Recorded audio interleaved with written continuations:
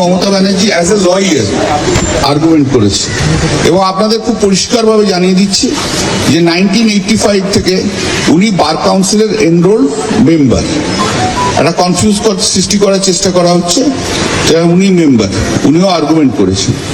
আমাদের আর্গুমেন্টের যে মেন কথা ছিল যে এক নম্বর হচ্ছে যে সমস্ত পার্টি অফিস যেগুলো ভেঙে দেওয়া হয়েছে, দু নম্বর হচ্ছে যে অনেককে ঘর থেকে বিতাড়িত করে দেওয়া হয়েছে, ঘর নেই, ঘর বাড়ি নেই, এরকম 2000 লোকের নাম আছে, এটা প্রতিদিন বাড়ছে সংখ্যাটা।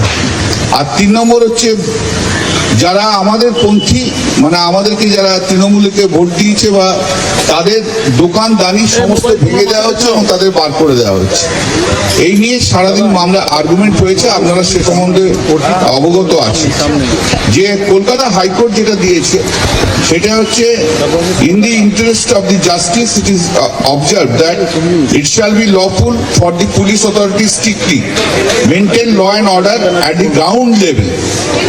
The police shall also ensure that if any citizen, irrespective of his or her party affiliation, is illegally thrown out of his shop, house, property, etc., due to post-poll violence, he or she shall be given a safe return to his shop, house, property, etc. তার মানে যাদেরকে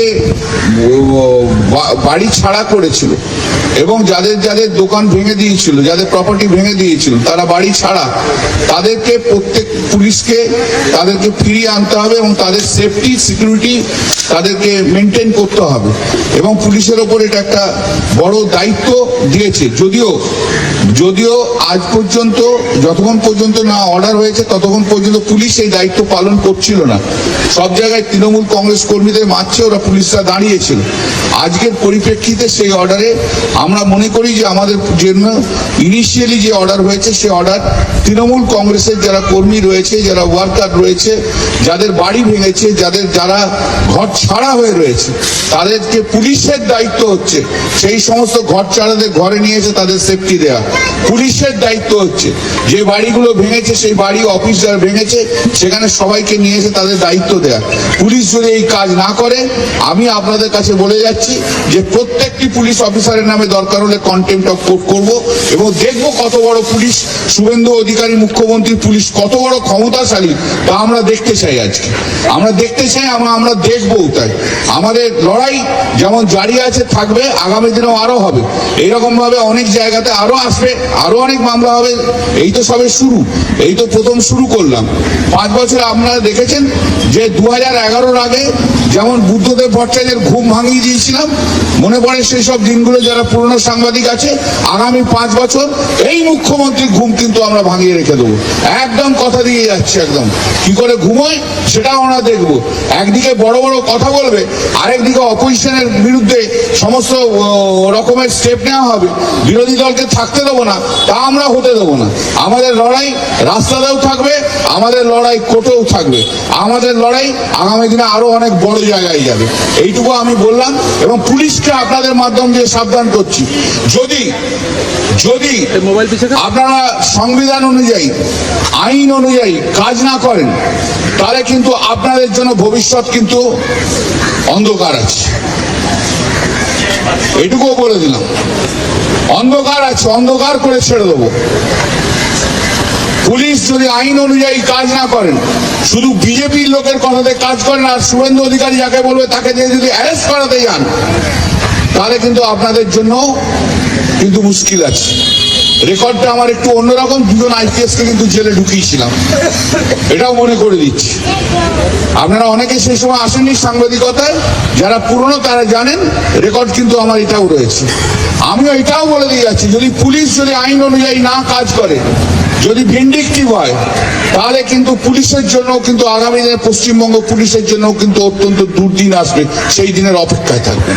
DG থেকে আরম্ভ করে কাউকেই ছাড়বে না, DG থেকে আরম্ভ করে কাউকেও ছাড়বো না, একথাও কিন্তু বলে যাচ্ছি।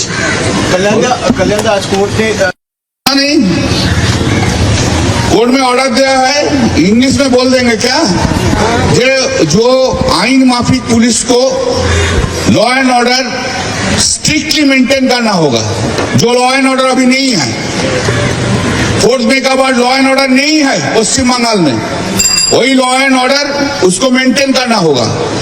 और कोई citizen party irrespective of party, कोई पार्टी का हो, से पार्टी का जो पार्टी का हो, उसको जिसको घर से निकाल दिया, बाहर से बाहर कर दिया, घर बार चूर चूर कर दिया, उसको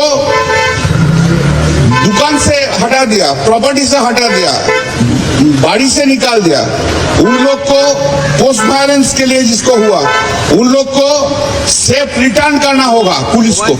ये पुलिस का रिस्पॉन्सिबिलिटी है।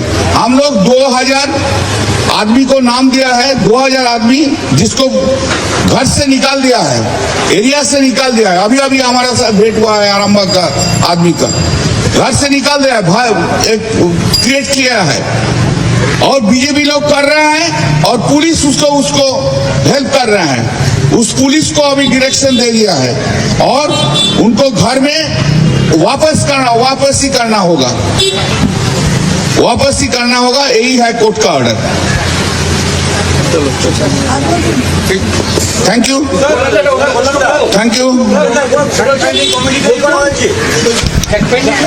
হ্যাঁ করেছে, সেটা বলবে, সেটা অভিষেক বন্দ্যোপাধ্যায় বলবে, আমি তার সম্বন্ধে জানি না। আরেকটা বিষয়, নতুন মুখ্যমন্ত্রী প্রশাসনিক বৈঠক করছেন, শনিবার প্রশাসনিক বৈঠক করবেন ডায়মন্ড হারবার। সেটা দেখুন, উনি যেখানে ইচ্ছে যেতে পারেন, কিন্তু এই কথাটা পরিষ্কার, খুব vindictive. He is very vindictive, minded. এই কথাটা পরিষ্কার, কথাটা তো খুব পরিষ্কার। He is very vindictive minded.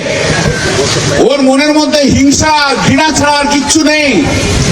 Vindictive minded. এই যে বলছি কবে আমাকেই পিটিয়ে দেবেন দেখবেন, আপনাদের সামনেই বলে দিয়ে গেলাম। একটাই কাজ, সংস্কৃতিটাকে তো নষ্ট করে দিয়েছে। 45 বছর কলকাতা হাইকোর্টে প্র্যাকটিস করছি, আজকে যে সংস্কৃতি বিজেপির শুভেন্দু অধিকারীর ভবানীপুরের চিফ ইলেকশন এজেন্ট যে লয়ার, সে যা সংস্কৃতি তৈরি করে দিয়ে গেল, 45 বছরের সংস্কৃতি তৈরি হয়নি। শুভেন্দু অধিকারের ডিরেকশনে আজকে কলকাতা হাইকোর্টে এই সমস্ত ঝামেলা হয়েছে। He is a vindictive person.